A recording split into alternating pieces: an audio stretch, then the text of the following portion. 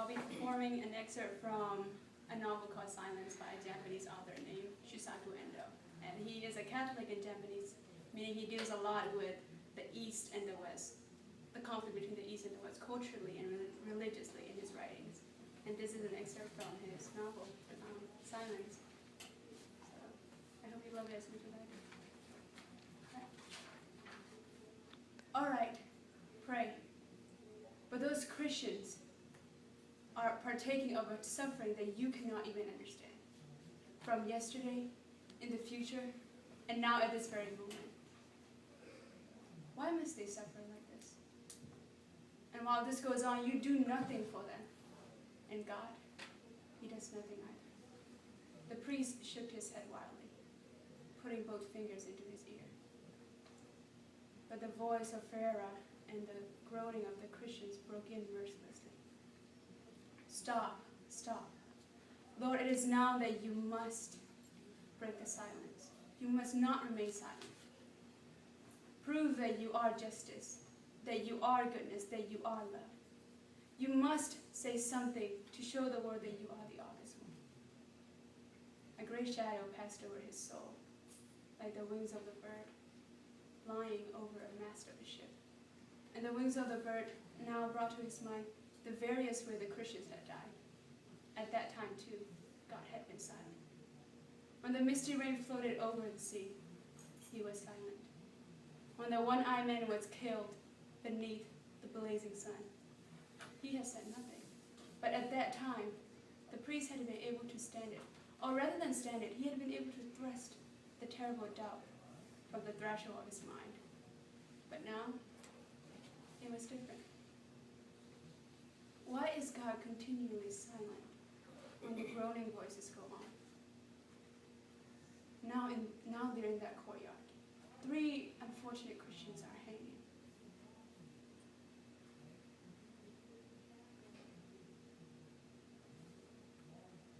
They have been hanging there since you came here.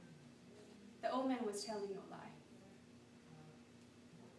The groaning, as he strained his ear, the groaning that had seemed to be of a single voice, now appeared as a double one. One voice was high. The high voice and the low voice mingled with one another, coming from 2 different persons. When I spent that night here, 5 people were suspended in the pit. 5 voices were brought to my ears on the wind. The official said, if you apostatize, these people will be taken out of the pit. They will be loosened from their bonds, and we will put medicine on their wound. And I answered, why do these people not apostatize? The official laughed as he answered me, they already have apostatized, many times. But as long as you do not apostatize, these peasants cannot be saved. And you should have prayed. I did pray. I kept on praying, but prayed at nothing to alleviate their suffering. Behind their ears, a small incision has been made, and the blood drips slowly through this incision, and from the mouth and nose. I know this well because I have experienced the same suffering in my own body. Prayer does nothing to alleviate suffering. The priest remembered how at Saishoji he first met Ferreira, and he had noticed a scar like a burn on his temple. He even remembers the brown color of the wound, and now the Hoshi rose up behind his eyelid. To chase away the imagination, he kept banging his head against the wall. In return for these earthly sufferings, those people will receive a reward of eternal joy. Don't deceive yourself. Don't disguise your own weakness. What do you mean? It's because I believe in the salvation of these people.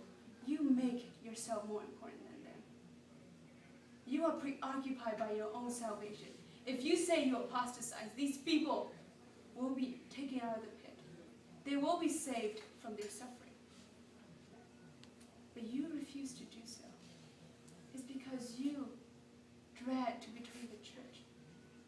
You dread to be the dregs of the church. Like you. And yet I am the same as you.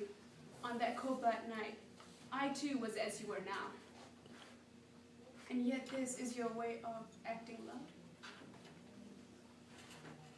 A priest ought to live in imitation of Christ. If Christ were here, certainly Christ would apostatize to help them. Night gradually gave place to dawn. The cell that had now been no more than a lump of darkness began to glimmer in a tiny flicker of whitish light. Christ would certainly have apostatized to help men. No, no, no, no. For love, Christ would have apostatized, even if it means giving up everything he had. Stop tormenting me. Go away. Away. But now the bolt was shot, the door opened, and the white light of the morning came flooding into the room. You are now going to perform the most painful act of love that has ever been performed, said Ferreira, taking the priest gently by his shoulders. Swaying as he walked, the priest dragged his foot along the corridor. Step by step he moved forward. His legs were bound, as if his legs were bound by heavy laden chains, and Ferreira guided him along. In the gentle light of that morning, the corridor seemed endless, but there at the end stood the interpreter and the two guards, looking like three black dogs. Swano, is it over? Shall we get out the fumi? As he spoke, the interpreter took out a large box that he was carrying, and opening it, he took out a large wooden plaque. Now, you are going to perform the most painful act of love that's ever been performed.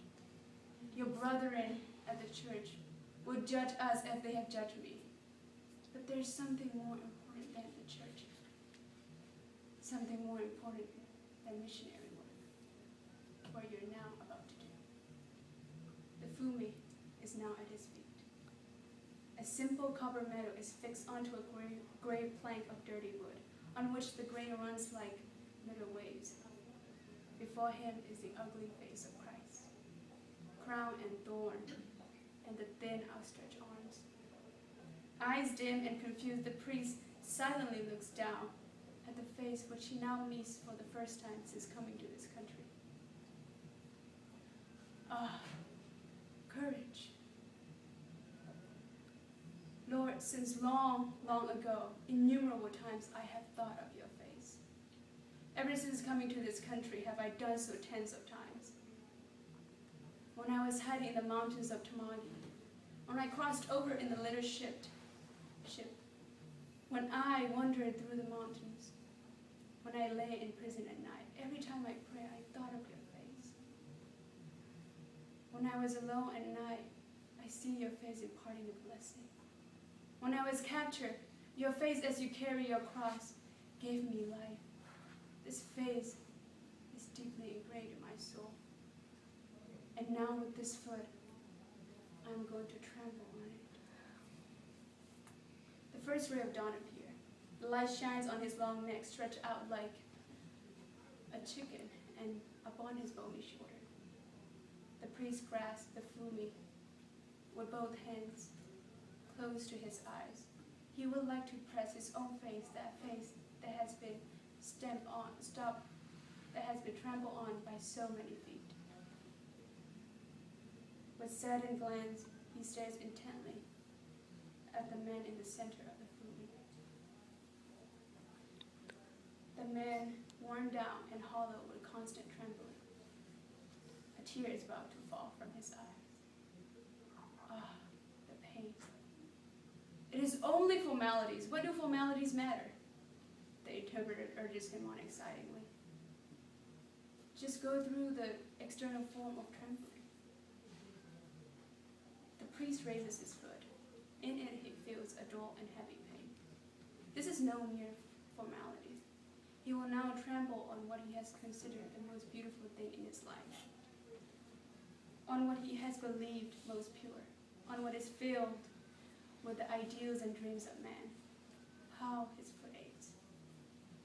And then the Christ in bronze starts to speak to the priest. You may step on me. You may step on me. I more than anyone know the pain in your foot. is to be stepped on by men that I came into this world. It is to share men's pain that I carry my cross. The priest placed his foot on the flume. Dawn broke, and far in the distance, a cock crew.